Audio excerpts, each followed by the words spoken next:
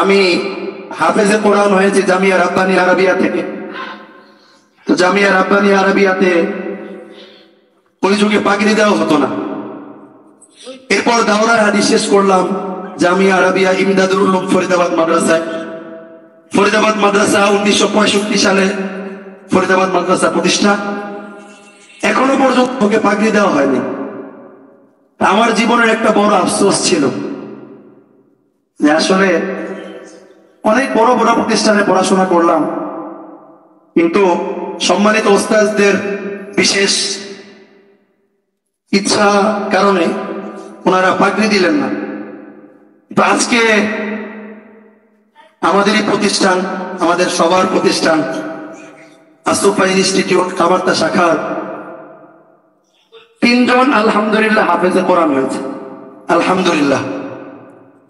মাদ্রাসার প্রতিষ্ঠার বয়স 3 বছর এবং আলহামদুলিল্লাহ এই ভাঙাচোরা জায়গায় বৃষ্টি আসলে পানি পড়ে। আমাদের বাচ্চারা বৃষ্টির সময় বালতি দিয়ে জগ দিয়ে পানি ধরে। এই কথাটা শুধুমাত্র আল্লাহ তাআলা জানতেন আর আমাদের তালেব ইলমরা জানতো। কিন্তু আমি জানি যে আসলে বড় বড় সব প্রতিষ্ঠান এখন যেগুলোকে আমরা বড় দেখছি একসময় এরকম কষ্ট করেই এসেছে। পাশাপাশি আমার পুরো মাদ্রাসা জানালা শূন্য। এই শীতকালে বাচ্চারা মাদ্রাসায় থাকে, পর্দা দিয়ে থাকে, জানালা নাই। তো এই বিষয়টা আজকেই প্রথম আমাদের তালেব ইলম এবং অভিভাবক তাদের বাহিরে অন্য কেউ জানলো, আমাদের উস্তাদরা ছাড়া অন্য কেউ জানলো, আর কেউ এটা জানতো না। তো সেই জায়গার মধ্যে যখন একজন হাফেজে কোরআন হলো, আমি আল্লাহকে এটাই বললাম যে আল্লাহ হয়তো তুমি আসুফাকে কবুল করবা, এই জন্য হয়তো এই টুটা পাটা ভাঙাচোরা জায়গায় তুমি কিছু তালেব ইলম পাঠিয়েছ এবং এই তালেব ইলম আজকে এখানে হাফেজ হলো। এরপরে আলহামদুলিল্লাহ একই বছরে আল্লাহ সুবহানাহু ওয়া তাআলা 3 জন হাফেজে কোরআন হয়েছে এবং এই 3 জন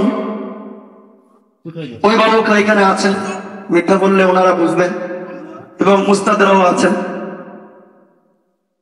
তাদের জীবনের এমন একটা পরিস্থিতি চলে আসছিল, অভিভাবকরা যখন ভর্তি করায় একরকম নিরাশ যে এখানে হলে হবে আর না হলে হবে না। বিভিন্ন জায়গায় আমরা চেষ্টা করেছি, হয় নাই, দেখেন আপনি পারেন কিনা। তো আল্লাহর উপর ভরসা করে একরকম চ্যালেঞ্জ স্বরূপ আমি নিয়েছিলাম। প্রথম দিকে অনেক কষ্ট আমাকে করতে হয়েছে, কিন্তু আলহামদুলিল্লাহ আল্লাহ সুবহানাহু ওয়া তাআলা সেই কষ্টের বিনিময়ে আলহামদুলিল্লাহ তারা পূর্ণাঙ্গ কোরআনে কারিমের হাফেজ হয়েছে। তো এখন আলহামদুলিল্লাহ আমার এটা চিন্তা করলে আল্লাহ তাআলার জাতের প্রতি আরো বেশি আশা জাগে। এত বড় বড় মাদ্রাসা ভবন, টাইলস করা ভবন, এই জায়গা ছেড়ে আমার ভাঙাচোরা জায়গায় কেনই বা আল্লাহ সুবহানাহু ওয়া তাআলা তালেব ইলম পাঠাবেন? আজকে একটা না বলা স্বপ্নের কথা আমি বলি। এই কথাগুলো বলার আমার ইচ্ছা ছিল না। আমার আসলে জায়গায় বসে আছেন আমার সম্মানিত মামা ডক্টর মাহফুজুর রহমান মামা বসে আছেন, অনেক ওলামায়ে কেরাম বসে আছেন। এই কথাগুলো বলা আমার জন্য মুনাসিব হচ্ছে কিনা আমি জানি না, আমি নিয়ত করিনি কথাগুলো বলবো। মাদ্রাসা যখন দেই শুরুতে আমি কোনো ব্যানার করার সাহস পাইনি। 6 মাস পর্যন্ত আমি কোনো ব্যানার লাগাই নেই বাইরে। তা আমাদের এলাকার তাবলীগের এক বড় মুরব্বী, অনেকেই চিনেন, আমির সাহেব আতাউল্লাহ হুজুর, যার নামে আমরা সবাই চিনি, ওনার কাছে একদিন গেলাম, মনটা খুব ভাঙা। তো উনি বুঝতে পারলেন, তো উনি বললেন চট্টগ্রামের এক বড় মাদ্রাসার কথা। আমি কথাটা এই জন্য শোনাচ্ছি, আমার উস্তাদ মাঝখানে আমি, আমার তালেব ইলম, 3 মোহনার সম্মিলন এখানে ঘটেছে। আমরা 3 প্রজন্ম এখানে এক জায়গায় উপস্থিত। আমি মূলত আমার তালেব ইলমদেরকে উদ্দেশ্য করে কথাটা বলছি। তো হুজুর ঘটনা শোনাইলেন যে ওই মাদ্রাসায় এখন তো হাজার হাজার ছাত্র, ওই মাদ্রাসার মোহতামিম সাহেব হুজুরের কামরায় আমাদের কেরানীগঞ্জের তাবলীগের চিল্লা সাথীরা গেলেন, সেখানে আতাউল্লাহ হুজুরও ছিলেন। তো জিজ্ঞেস করলেন যে হুজুর শুরুটা কিভাবে হয়েছিল? তো উনি বললেন যে মাদ্রাসা খুলেছি, কোনো ছাত্র আসে না, তা আমরা ওস্তাদরা একে অপরে পড়া শুরু করলাম। ওস্তাদরা নিজেরাই তাকরার করি, নিজেরাই পড়ি। তো এরকম করতে করতে একদিন রাতে একজন স্বপ্নে আসলেন। স্বপ্নে এসে প্রথমে এভাবে হাতের 5 আঙ্গুল দেখাইলেন, এরপরে এরকম দেখাইলেন। প্রথমে 5 আঙ্গুল, এরপরে এরকম।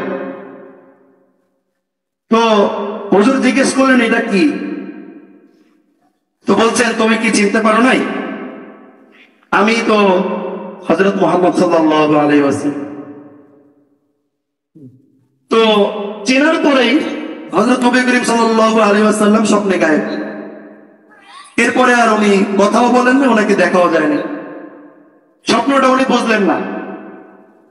কিন্তু যেহেতু আল্লাহ রসুলের স্বপ্ন, স্বপ্নে যদি আল্লাহ রসুল সাল্লাল্লাহু আলাইহি ওয়াসাল্লাম দেখা দেন, এটা আমাদের ঈমানের অংশ। বিশ্বাস করতে হবে যে উনি আল্লাহ রসুল। কারণ স্বপ্নে কখনো শয়তান আল্লাহ রসুলের সুরত ধরতে পারে না। তো এরপর কিছুদিন পরে 5 জন তালেব ইলম ভর্তি হলো। 5 জন দিয়ে মাদ্রাসা শুরু হইল। এরপরে বছরের মাঝখানে একজন ভর্তি হইল এবং তাদের এই 6 জনকে দিয়ে হুজুর বছর শেষ করলেন। তখন হুজুরের বুঝে আসছে স্বপ্নের মানা। তো এই স্বপ্নটা আমি শুনে বাসায় গেলাম। রাতে হালত এমন হইল যে নিজের আমলের দিকে তাকালে তো মনে হয় না যে আল্লাহ রসুলকে স্বপ্নে দেখতে পারবো। সেই পরিমাণ আমল, সেই পরিমাণ জিকির, সেই পরিমাণ দুরূদ পড়া তো হয় না। আল্লাহ তাআলাকে বললাম যে আল্লাহ, ওই আল্লাহর বান্দা যে ইখলাস নিয়ে মাদ্রাসা করেছিল, ওই পরিমাণ ইখলাস হয়তো আমি করতে পারি নাই, কিন্তু তুমি তো জানো আমার নিয়তে কোনো 2 নাম্বারই নাই। আমি চাই আমার অঞ্চলের, আমার কেরানীগঞ্জে প্রত্যেকটা ঘরে একজন করে হাফেজে কোরআন, আলেমে রব্বানি, দাঈয়ে ইসলাম এবং মুজাহিদুজ জামান তৈরি হোক, যাদের মাধ্যমে এই বাংলার ইতিহাসের মূলোৎপাটন হবে। ইনশাআল্লাহ বাংলায় শরিয়া আইন চালু হবে এবং যাদের মাধ্যমে কুফর তন্ত্র, শিরিক তন্ত্র, বিদআত তন্ত্র এগুলো ইনশাআল্লাহ বিলুপ্ত হবে। এরকম স্বপ্ন তো আমি দেখি। তাহলে আমিও তো যেহেতু এই নিয়তে মাদ্রাসা করেছি, তা আমিও তো কিছু তালেব ইলম তোমার কাছে আশা করতে পারি। তখন পর্যন্ত মাদ্রাসার কোনো শেকেল ছিল না, কোনো ঘরও ছিল না। পরে আল্লাহ সুবহানাহু ওয়া তাআলার তৌফিকে প্রথম একজন ছাত্র আসলেন, নাম মাহমুদ হাসান। এরপর আল্লাহর তৌফিকে প্রথম যে উস্তাদ নিয়োগ হলেন আমাদের হাফেজ মাওলানা মাহমুদ আতিক সাহেব দামাত বরকাতুহু। তখন আরেকটা জিনিস আমার মনে আসলো, দেওবন্দ মাদ্রাসার প্রথম ছাত্রের নাম মাহমুদুল হাসান, উস্তাদের নাম মোল্লা মাহমুদ। আমার মাদ্রাসার প্রথম ছাত্রের নাম মাহমুদ, প্রথম উস্তাদের নাম মাহমুদ। তাহলে আল্লাহ সুবহানাহু ওয়া তাআলাকে আমাকে কিছু দিতে চান। এরপর আমি পরামর্শ করলাম, পরিবারের সাথে পরামর্শ করলাম এবং আমাদের মাওলানা মাহফুজুর রহমান মামার সাথে পরামর্শ করলাম, আসাদুজ্জাহ কেরামের সাথে পরামর্শ করলাম। আমি ঢাকার খেদমতটা ছেড়ে দিলাম। খুব সোনালী খেদমত ছিল সেটা, কারণ ওই সময়ে আমি নাসাই শরীফ মোকাম্মাল, মুসলিম আউয়াল এবং মুকদ্দমায়ে মুসলিম সহ উলামায়ে কেরাম বুঝবেন, এবং বুখারীর আউয়ালের শেষ 5 পারা পড়ানোর তৌফিক হয়েছিল। তো ওই সময়ে হাদিসের দর্স ছেড়ে অ আ পড়ানো, আলিফ বা পড়ানো, এটা আমার জন্য ছিল অনেক বড় এক সিদ্ধান্ত। কিন্তু আমি এই 2টা ঘটনা যখন দেখলাম এবং ওস্তাদের সাথে মশওয়ারা করলাম, তখন তারা বললেন যে ঠিক আছে বিসমিল্লাহ করতে পারো। তখন আমি বিসমিল্লাহ করেছি। তো আলহামদুলিল্লাহ, এত কথা বলার উদ্দেশ্য ছিল না আমার, কিন্তু আমি এই জন্য বললাম, এই তালিপুরে আমি যে ঘরটা এখানে তুলেছি, আমার মুরব্বীরা জানেন এই ঘরটায় আমি ছোটকাল থেকে বড় হয়েছি। এই ঘরটা ছিল আমাদের কামারতার বাড়ির ঘর। তা আমি যখন ওই বাড়িতে ভবন করলাম, এই ঘরটা বিক্রির সিদ্ধান্ত আসলো। তা আমি চিন্তা করলাম, জমি তো হয়েছে, আল্লাহ তাআলা জমি দিয়েছে। আপনারা এখন যেখানে বসে আছেন ইনশাআল্লাহ আজিজ, এটা আসফা মসজিদ মাদ্রাসা কমপ্লেক্সের রক্ষিত জমি।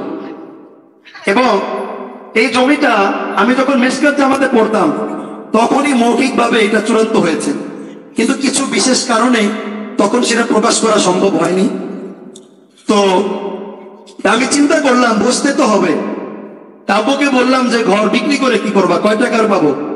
এই ঘরটাই তুলি, এই ঘর দিয়েই বিসমিল্লাহ হোক, এরপরে আল্লাহ সুবহানাহু ওয়া তাআলা যদি মুখ তুলে তাকান তাহলে ইনশাআল্লাহ বড় ভবন, বড় বড় অট্টালিকাও তৈরি হতে পারে।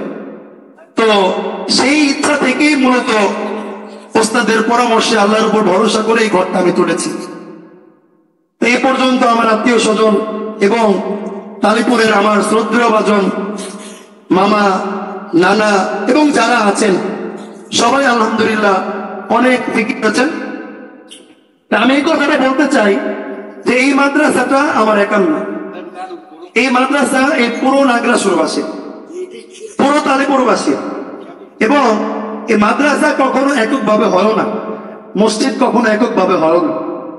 তবে আমি একটা নিয়োগ করেছি আল্লাহ সুবহানাহু ওয়া তাআলার তৌফিক, যে পেটে পাথর বাঁধা যেহেতু শিখেছি, হারাম ইনশাআল্লাহ গ্রহণ করবো না। এটা আমি আল্লাহর কাছে ওয়াদা করেছি যে আমার এই আসফা মসজিদ কমপ্লেক্স কুড়ে ঘরও যদি হয়, কলা পাতার বেড়াও যদি হয়, আমি ইনশাআল্লাহ এটা জেনে জেনে সামনে আগানোর চেষ্টা করব যে অর্থটা আমার কাছে আসতেছে মসজিদের নামে, মাদ্রাসার নামে, এটা হালাল কিনা। কারণ আল্লাহ রাসূল সাল্লাল্লাহু আলাইহি ওয়াসাল্লাম খন্দকের যুদ্ধে এটা আমাদেরকে শিখিয়েছে। সাহাবায়ে কেরাম এক পাথর বেঁধে নবীজির কাছে শিকায়ত করছিলেন, নবীজি পেট উঠিয়ে কাপড় উঠিয়ে 2 পাথর দেখিয়ে দিলেন। তো কষ্ট যেহেতু করতে শিখেছি, দুনিয়া যেহেতু ত্যাগ করার মানসিকতা রাখি, এই জন্য এটা আল্লাহর কাছে ওয়াদা করেছি যে আল্লাহ কোন হারাম কামাই যেন আসফা মসজিদ মাদ্রাসা কমপ্লেক্সে না ঢুকে। এই দোয়াটা আমি আপনাদের সবার কাছে চাই। আমি চাই কুলি 2 টাকা দিক, ভ্যানগাড়িওয়ালা রিক্সাওয়ালা 5 টাকা দিক, এবং দিন মজুর 10 টাকা দিক, কিন্তু কোন কোটি কোটি টাকাও যদি হয় হারামের দিকে যেন কোনোদিন হাত বাড়াইতে না হয়। এই দোয়াটা আমি আপনাদের সবার কাছে চাই, এবং সবাই দোয়া করবেন এখানে যেটাই হবে সেটা যেন হালাল কামাই হয়, কারণ এটা আমি আল্লাহ সুবহানাহু ওয়া তাআলার কাছে দায়বদ্ধ। তবে এই মসজিদ, এই মাদ্রাসা আপনাদের সবার, এটা আমার না, আমার নামের সাথে যুক্তও না। পরিচালনার সুবিধায় যেহেতু একজনের নাম যুক্ত রাখতে হয় সেজন্য। তবে আমার এই মাদ্রাসা, আমার আসাতেজায়ে কেরাম যারা আছেন, কেরানীগঞ্জের গণ্যমান্য ওলামায়ে কেরাম যারা আছেন, ওনাদের সরাসরি তত্ত্বাবধানে ইনশাআল্লাহ চলবে। এবং এই গ্রামের গণ্যমান্য দিন পিপাসু ব্যক্তিবর্গ যারা আছেন তাদের পরামর্শে ইনশাআল্লাহ চলবে। আল্লাহ সুবহানাহু ওয়া তাআলা যেন এই মূলনীতির উপর আমাদেরকে অটুট থাকার, টিকে থাকার তৌফিক দান করেন। সবার কাছে আন্তরিকভাবে ক্ষমা চাই, বিশেষভাবে সম্মানিত মেহমানগণ যারা বসে আছেন তাদের কাছে ক্ষমা চাই। এই কথাগুলো হয়তো আমার জন্য বেয়াদবি হয়ে গেল, কিন্তু আমি আসলে এটা বলার জন্য মাইক হাতে নেই নাই। আল্লাহ তাআলা ইচ্ছা করেছেন, এই জন্য মুখ দিয়ে বের করে দিয়েছেন। এখন আমি আমাদের যে 3 জন হাফেজ হয়েছে, এর মধ্যে আল্লাহ সুবহানাহু ওয়া তাআলার তৌফিকে একজন মেয়ে, আলহামদুলিল্লাহ একজন মেয়ে, মাত্র 9 বছর বয়স। আমরা আলাদা মাদ্রাসাও তখন করতে পারি নাই। এখন আলহামদুলিল্লাহ আমাদের 2য় তলা হয়েছে। আমাদের 2য় তলা আমরা বালিকা শাখা করছি, মাদ্রাসাতুস সুফা লিল বানাত নামে। তখন আমাদের বালিকা শাখা ছিল না। মেয়ে যেহেতু ছোট, ছেলেদের পাশে, ওস্তাদের পাশে বসেই পরে মাশাআল্লাহ সে হাফেজ হয়ে গেছে। তো আমরা যেহেতু মেয়ে, সেই হিসাবে তাকে আমরা অন্য মাদ্রাসায় সরানোর জন্য দিয়ে দিয়েছি। আমরা নিজ উদ্যোগেই তাকে অন্য মাদ্রাসায় ভর্তি করে দিয়েছি, কারণ এখন তার সরাইতে হবে, ভালো মজবুত একজন হাফেজ হইতে হবে। এই জন্য তাকে আমরা এখানে আনি নাই। বাকি যে 2 জন হাফেজে কোরআন আছেন ওনারা এখন আসবেন, এবং আমাদের সম্মানিত মেহমানগণ, আমার উস্তাদ এবং আমার উস্তাদ তুল্য আমার মুর্শিদ হযরত মাওলানা ডক্টর মাহফুজুর রহমান দাওয়াত বরকাতুহুম আছেন, আমার সম্মানিত মামা অত্র এলাকার কৃতি সন্তান হযরত হাফেজ মাওলানা আতাউর রহমান সাহেব দাওয়াত বরকাতুহুম আছেন, এবং আমাদের মোনাগুনা মসজিদের সম্মানিত ইমাম আমাদের সেরে তাজ হযরত আছেন, এবং আমাদের হযরত মাওলানা মুফতি রাসেল আমিন সাহেব দামাত বরকাতুহুম আছেন। সকলের সম্মানিত হাতের ছোঁয়াতে ইনশাআল্লাহ এখন তাদেরকে দস্তরে ফজিলত দান করা হবে। আমরা সকলে দোয়া করব আল্লাহ সুবহানাহু ওয়া তাআলা যেন ওদেরকে আমলওয়ালা ইয়াদওয়ালা হাফেজ কোরআন এবং আলেমের রব্বানি হিসেবে কবুল করেন এবং দ্বীনের খিদমতে লেগে থাকার তৌফিক দান করেন। আমার সম্মানিত ওস্তাদ বলেছেন এটা গতানুগতিক কোনো মাহফিল না। আসলে এই যে বড় মাহফিল, এটার পক্ষপাতী, এটা জায়েজ, কল্যাণকর, সব ঠিক আছে। তবে আমার কামারতা এলাকায় যেহেতু এলাকার পক্ষ থেকে একটা বড় মাহফিল হয়, সেই জন্য আমি আর সেখানে দ্বিতীয় কোনো মাহফিল করার ইচ্ছা রাখি না। আর আমাদের এখানে যেহেতু মাদ্রাসার প্রধান মার্কাজে বিগত 3 বছর থেকে এটা 4র্থ বছর মাহফিল হয়ে আসছে, এজন্য আমার দিলের ইচ্ছা হলো মাদ্রাসা যেহেতু এক, ইসলাম না হয় 2, তাহলে পাগড়িটা ওইখান থেকেই দিই। এজন্য মূলত এখান থেকে পাগড়িটা দেওয়া।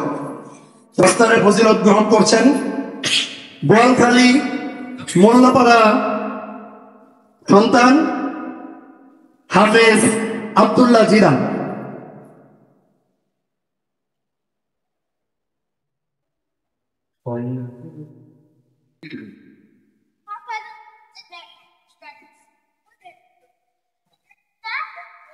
মাশাআল্লাহ, আল্লাহ সুবহানাহু ওয়া তাআলা তাকে দ্বীনের জন্য কবুল করেন।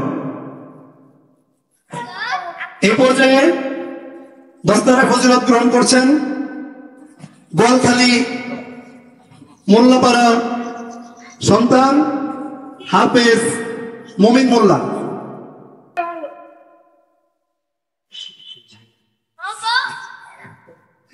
দুজন মাশাআল্লাহ একই এলাকার সন্তান।